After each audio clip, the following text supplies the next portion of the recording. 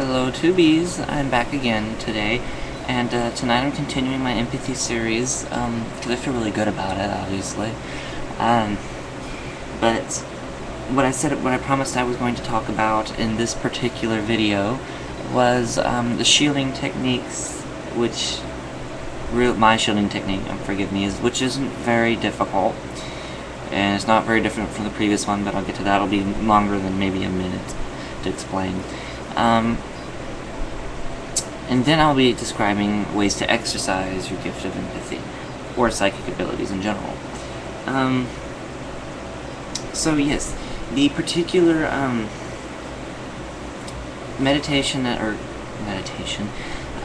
shield, there we go, that I have created for myself, being empathic.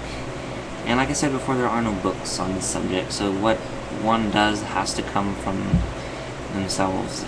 Trial and error on almost everything. But anyway, what works for me is that you do exactly the same shielding that I taught for in the previous video on shielding. And you do that first. That must be done first.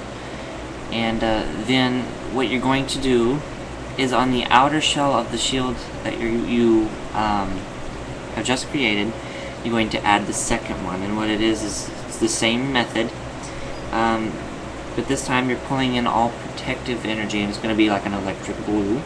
We use the electric glue when we cast our circles to form the line of our circles, so it should be fairly familiar, or whatever seems protective to you, in your mind's eye. But instead of making it a dome shape around you, dome shape of light, oval, like, what you're going to do is, on the outside of the first one, is going to be kind of like a fence. You know how a fence is weaved? It's going to be made of knots, but it still has openings. And what it does is, in your mental eyes, what it tells you is that you are protected. The electric glue will burn off all negative energies within that are coming towards you, and you can allow the positive energy to flow through. Now, you say, how does that work if we have to work with both energies, for example, with both spirits, good and bad? Well, it's by then, at that time, with that shield up, it is your choice to invite it in.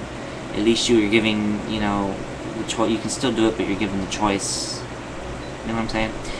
I know for the shielding technique, I've come up with many ideas for it. I do the same, like the same offense, but you would have vines growing on it, or perhaps you might have roses, beautiful roses with thorns, whatever helps your imagery. But you do that the same way to your solar plexus outwards, and you're going to cover the first one. And what you do by this is, when you go into something, you can bring down your shield that way. That one is still up, you're still protected, but you can choose what comes through. That's what I'm trying to get at here.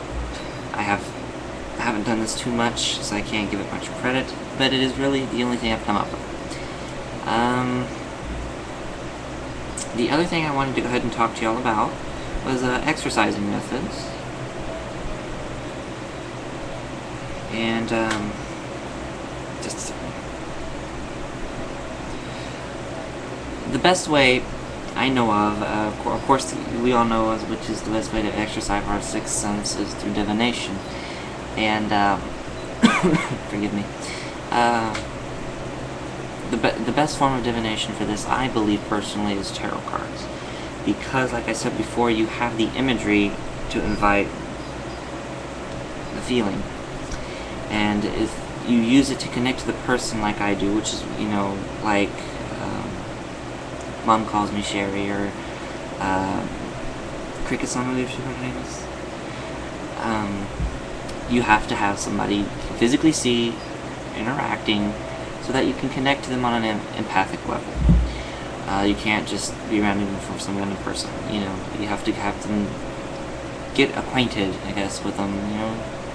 Not the right word I'm looking for. But that's what it basically does. And with the tarot cards, you can do that. You can focus in. Now, I mean, you could do the same with every other divination device, but it has the imagery, and that's what's key, is you can relate to the character, perhaps, in the card. And trust me when I say the feelings are different mostly all the time. So yeah, if you want to build it up, another way, the best way to know is to divinate, and divinate as possible.